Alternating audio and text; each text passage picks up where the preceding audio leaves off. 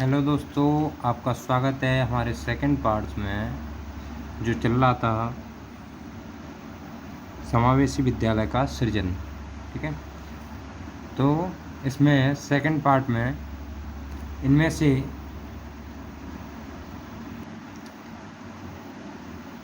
मैं देवराज आपको लेके आया हूँ। सेकंड पार्ट में आपके 50 क्वेश्चन कल हो गए थे।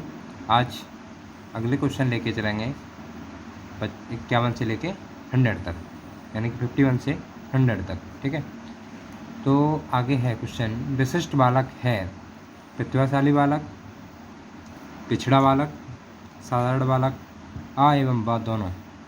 तो इसका आंसर हो जाएगा आ और बा दोनों, यानी कि प्रतिभाशाली बालक भी विशिष्ट होते हैं और पिछड़ा बालक भी विशिष्ट होता है। कुछ विशिष्ट बालक किस बुद्धिलब्धि में आते हैं? तो कुछ विशिष्ट बालक किस बुद्धिलब्धि में आते हैं? तो 70 से 75 या 75 से 85, 90 से 110 और इनमें से कोई नहीं। तो इसका ऑप्शन हो जाएगा, शायद आपको पहले दिख नहीं रहा था। ठीक है, इनमें से कोई नहीं, तो इसका आंसर हो जाएगा 90 से 110। ठीक है, अब आप कहेंगे कुछ विशिष्ट बालक ये 90 से 110 के बीच में कैसे आ गए? देखिए, कोई विकलांग हो सकता है, विकलांग या फिर शारीरिक रूप से क्षति उसके हो सकती है, तो वो भी 90 से 110 के बीच में है। पर किस तरीके से? शारीरिक रूप से भिन्न है, इसलिए विशिष्ट बालक की बुद्धिलब्धि 90 से 110 के बीच में हो सकती है। IQ लेवल उसका 90 से 110 के बीच में हो सकता है। तो वह बच्चा विशिष्ट बालक शारीरिक रूप से विशिष्ट है पर बुद्धिलब्धि रूप से विशिष्ट नहीं है। तो देखिए, अगला क्वेश्चन दे रखा है, टर्मन के अनुसार विशिष्ट बालक की विशेषता है। तो टर्मन के अनुसार विशिष्ट बालक की विशेषता क्या है बताइए? उत्तम शारीरिक विकास, शैक्षिक विकास, बौद्धिक विकास, उपरोक्त सभी। इसका आंसर हो जाएगा उपरोक्त सभी। तो टर्मन के अनुसार दिया हुआ है उत्तम शारीरिक विकास, शैक्षिक विकास और बौद्धिक विकास, ये तीनों ही विशिष्ट बालक की विशेषताएं हैं। तो इसका आंसर हो गया डी, उपरोक्त सभी। अगला है, सामाजिक रूप से विचलित बालक है। तो सामाजिक रूप से विचलित बालक कैसा हो सकता है? बाल अपराधी हो सकता है, असमायोजित बालक हो सकता है, माता पिता द्वारा तिरस्कृत बालक होगा, उपरोक्त सभी। तो इसका आंसर हो जाएगा उपरोक्त सभी, क्योंकि बाल अपराधी भी सामाजिक रूप से विचलित होगा, असमायोजित बालक भी विचलित होगा, माता पिता द्वारा तिरस्कृत बालक भी विचलित होगा। ठीक है, अगला क्वेश्चन दे रखा है, किसने विशिष्ट आवश्यकता वाले बच्चों को दुर्लभ गुणों वाला बच्चा बताया है? तो हैविट ने, हॉवर्ट ने, क्रो एवं क्रो ने, क्रिक ने। तो विशिष्ट आवश्यकता वाले बच्चों को दुर्लभ गुणों वाला बच्चा किसने बताया है? हैविट ने बताया है। ठीक है, इसका आंसर ए हो जाएगा। निम्न में से कौन सा विकल्प उपलब्धि में व्यक्तिगत भिन्नता का प्रतीक नहीं है? तो बताइए कौन सा है? पूर्व अनुभवों में विभिन्नता और पूर्व निर्देशन में विभिन्नता, रुचियों में विभिन्नता, लिंग में विभिन्नता। तो निम्न में से कौन सा है? तो यह इसका आंसर हो जाएगा डी, लिंग में विभिन्नता। ठीक है, अगला दे रखा है, सीमा हर पाठ को बहुत जल्दी सीख लेती है जबकि लीना उसे सीखने में ज़्यादा समय लेती है। किस सिद्धांत के दर्शाती है? किस सिद्धांत को दर्शाती है? तो व्यक्ति की भिन्नता है, सामान्य से विशिष्ट की ओर है, निरंतरता है, अतः संबंध है। कौन सा है? व्यक्ति की भिन्नता। इसका आंसर हो जाएगा व्यक्ति की भिन्नता। निम्न में से विशिष्ट बालकों की श्रेणी में नहीं आते हैं? पिछड़े बालक, विकलांग बालक, लंबे बालक या मंदबुद्धि बालक। तो विशिष्ट बालकों में पिछड़े बालक भी होंगे, विकलांग भी होंगे और मंदबुद्धि बालक भी होंगे। लंबे बालक विशिष्ट में नहीं आएंगे। ठीक है, अगला है, सामान्य बालकों का IQ होता है, कितना होता है? 125 से ऊपर, 70 से 90 के बीच में, या फिर 90 से 110 के बीच में, 140 से ऊपर। कैसा है? सामान्य बालकों का 90 से 110 के बीच में IQ लेवल होता है।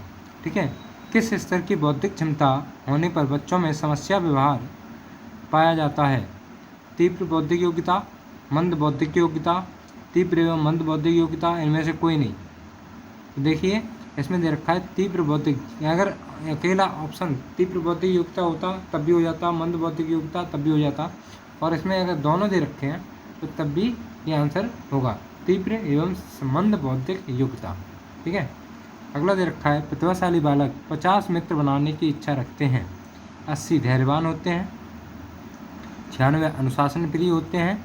यह मानना है किसका?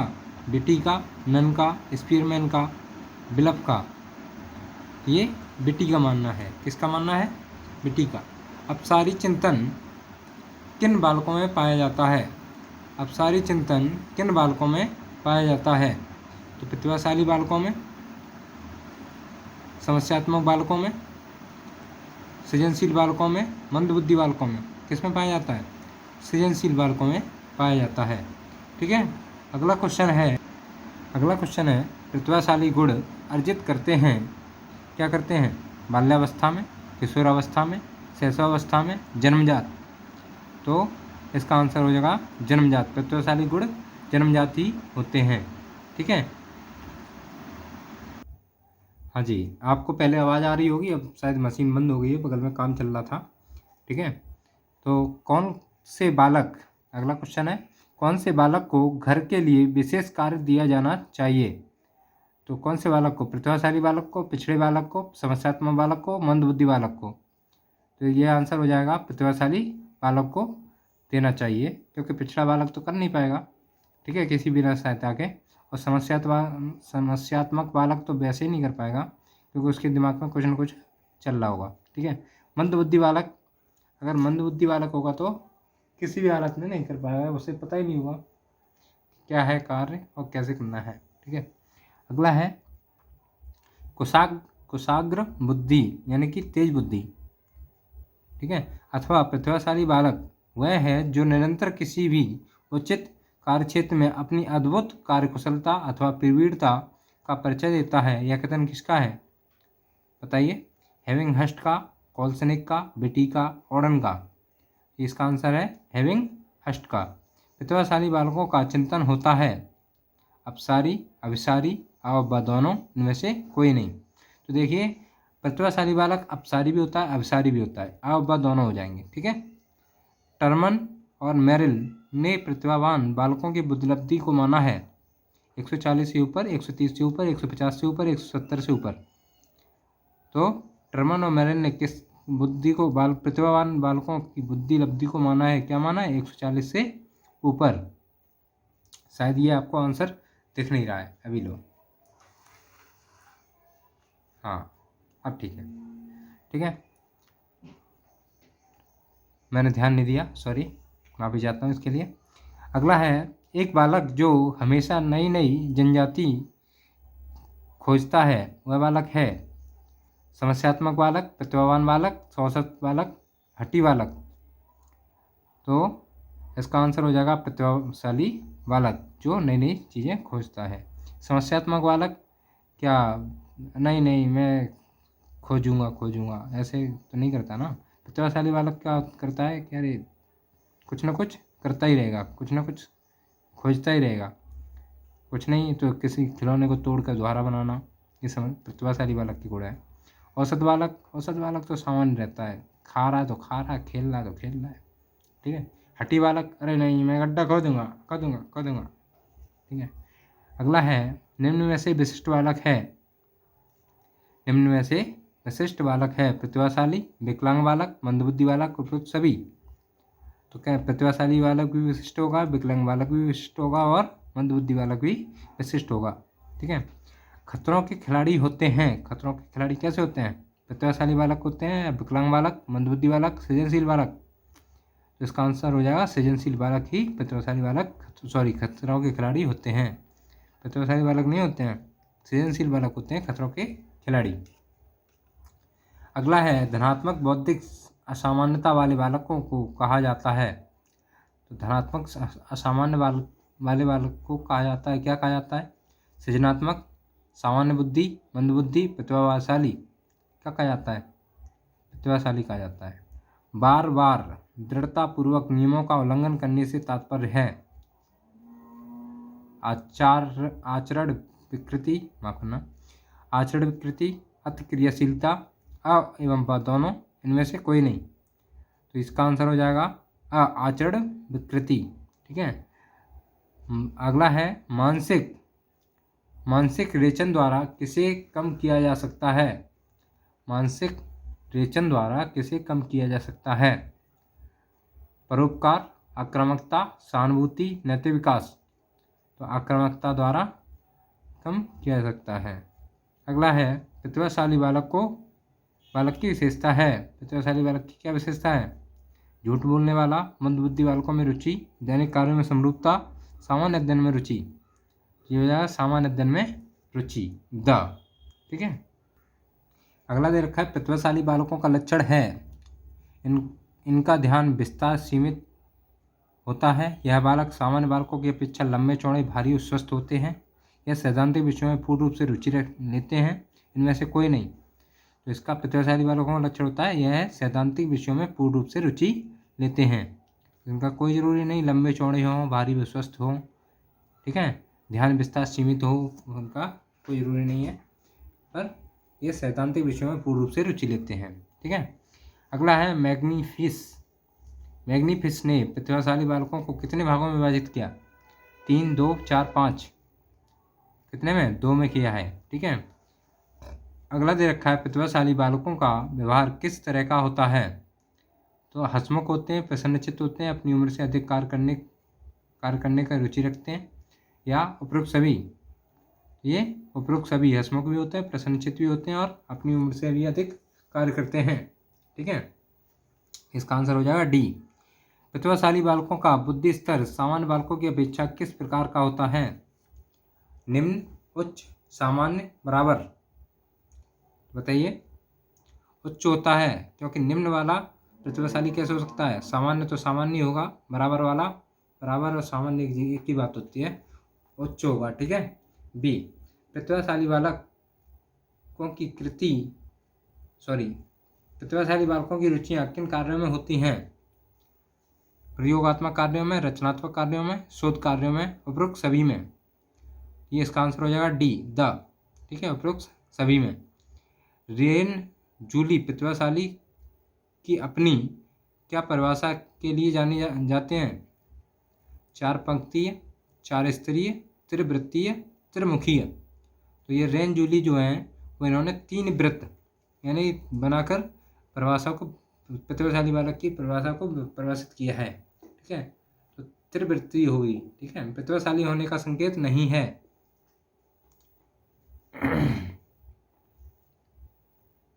माफ़ कीजिए, आपको 80 ये नंबर वाला क्वेश्चन नहीं दिख रहा था पहले, वो मोबाइल प्रॉब्लम थी कुछ। रेन जूली प्रतिभाशाली की अपनी परिभाषा के लिए जाने जाते हैं। 4 पंक्ति, 4 स्तरीय और त्रिवृत्तीय, त्रिमुखीय। किसके द्वारा? त्रिवृत्तीय के द्वारा। ठीक है। प्रतिभाशाली होने का संकेत नहीं है। प्रतिभाशाली होने का संकेत नहीं है। विचारों में सृजनात्मक, दूसरों के साथ लड़ना, अभिव्यक्ति से अनूठापन और कौतूहल। बताइए। दूसरों से लड़ना प्रतिभाशाली बालक के गुण नहीं है। प्रतिभाशाली विद्यार्थी होता है कैसा? अपनी आवश्यकता और दृढ़तापूर्वक नहीं कह पाते हैं, अपने निर्णयों में आत्मनिर्भर होते हैं, शिक्षकों से स्वतंत्र होते हैं, स्वभाव से अंतर्मुखी होते हैं, या फिर बताइए कौन सा है? अपने निर्णयों में आत्मनिर्भर होते हैं। ठीक है। समस्या के अर्थ को जानने की योग्यता वातावरण के दोषों, कमियों एवं रिक्तियों के प्रति सजगता है। यह विशेषता है किसकी? प्रतिभाशाली बालकों की, सामान्य बालकों की, सृजनशील बालकों की, उपरोक्त सभी बालकों की। इसका आंसर हो जाएगा सृजनशील बालकों की।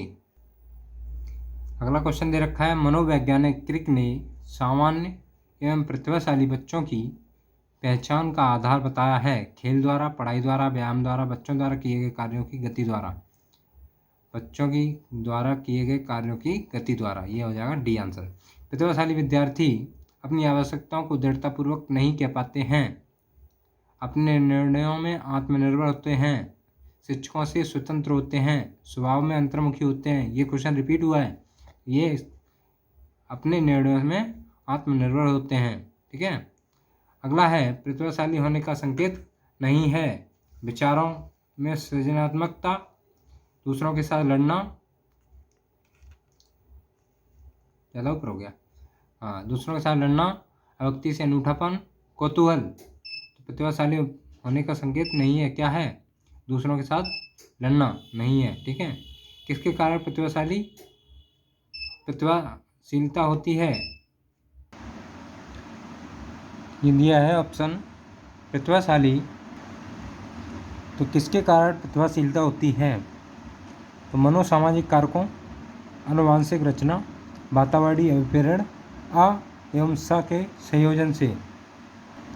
तो इसका आंसर हो जाएगा आ और स के संयोजन से, यानी मनोसामाजिक कारकों और वातावरणीय अभिप्रेरण के संयोजन के कारण प्रतिभाशीलता होती है। ठीक है। अगला है प्रतिभाशाली बालक शारीरिक गठन, सामाजिक समायोजन, व्यक्ति के गुणों, विद्यालयी उपलब्धि, खेल की सूचनाओं एवं रुचियों की विविधता में औसत बालकों की से श्रेष्ठ होते हैं। यह कथन किसका है? तो ये किसका है? टर्मन एवं ओडन का, कॉल्सनिक का, क्रो एवं क्रो का, गुड का। तो टर्मन एंड ओडन का यह परिभाषा है। ठीक है। सृजनात्मक विद्यार्थी वह है जो बहुत बुद्धिमान है, परीक्षा में हर बार अच्छे अंक प्राप्त करने योग्य, पार्श्व लेटरल चिंतन और समस्या समाधान में अच्छा है, ड्राइंग और पेंटिंग में बहुत विलक्षण है। तो इसका आंसर सी हो जाएगा, स पार्श्व लेटरल चिंतन और समस्या समाधान में अच्छा है। निम्न में से कौन सृजनात्मकता से संबंधित नहीं है? ये सारे क्वेश्चन इतने इम्पोर्टेंट हैं कि आपके उसमें से सृजनात्मकता समावेशी विद्यालय का सृजन जो होता है उसमें से एक भी क्वेश्चन छूटेगा नहीं। ठीक। निम्न में से कौन सृजनात्मकता से संबंधित नहीं है? मौलिकता, प्रवाह, मितव्ययिता, उपयोगिता। कौन सा है? मितव्ययिता सृजनात्मकता से संबंधित नहीं है। मौलिकता और प्रवाह, उपयोगिता ये सृजनात्मकता के से संबंधित हैं। ठीक है। अगला हो जाएगा, बटलेर ने सृजनात्मकता का दूसरा नाम बताया। क्या बताया? रुचि, चिंतन, प्रोत्साहन, इनमें से कोई नहीं। तो सृजनात्मकता होती है चिंतन। ठीक है। दूसरा नाम चिंतन बताया है बटलेर ने। अगला क्वेश्चन है, सृजनात्मकता के लिए मौलिक व लचीला चिंतन आवश्यक है। यह कथन किसका है? बताइए। बटलेर का, रॉस का, एंडरसन का, उपरोक्त सभी का। तो ये एंडरसन का है। ठीक है। किसका है? एंडरसन का। सृजनात्मकता में साहसिक चिंतन का तात्पर्य है मुख्य धारा से हटकर सोचना, सांचे को तोड़कर बाहर आना, अलग अलग नए अनुभव प्राप्त करना, उपरोक्त सभी। इसका आंसर हो जाएगा उपरोक्त सभी। ठीक है। मस्तिष्क उद्वेलन को कितने अवस्थाओं से गुजरना पड़ता है? मस्तिष्क उद्वेलन को कितनी अवस्थाओं से गुजरना पड़ता है? 6, 5, 4, 7। तो इसका आंसर हो जाएगा 6 अवस्थाओं से गुजरना पड़ता है। ठीक है। सृजनात्मक भाग का कार्य कौन सा होता है? नए विचार प्रस्तुत करना, समस्याओं का समाधान खोजना, आ व दोनों, इनमें से कोई नहीं। तो नए विचार प्रस्तुत करना, समस्याओं का समाधान खोजना ही ये आंसर हो जाएगा, यानी कि आ व दोनों। ठीक है। अगला है, बुद्धि लब्धांक सामान्य रूप से शैक्षणिक निष्पादन से संबंधित होते हैं, कम से कम, पूर्ण, उच्च, मध्य। तो ये हो जाएगा इसका आंसर उच्च। उच्च बुद्धि लब्धांक सामान्यतः उच्च रूप से शैक्षणिक निष्पादन से संबंधित होते हैं।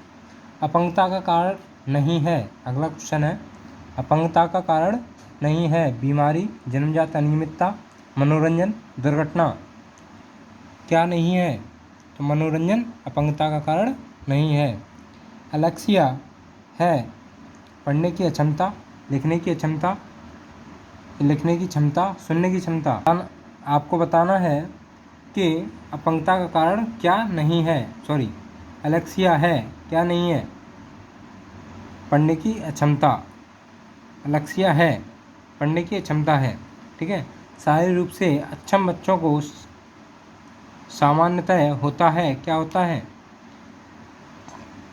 डिस्ग्राफिया, डिस्कैल्कुलिया, डिस्मीथिया, इनमें से कोई नहीं।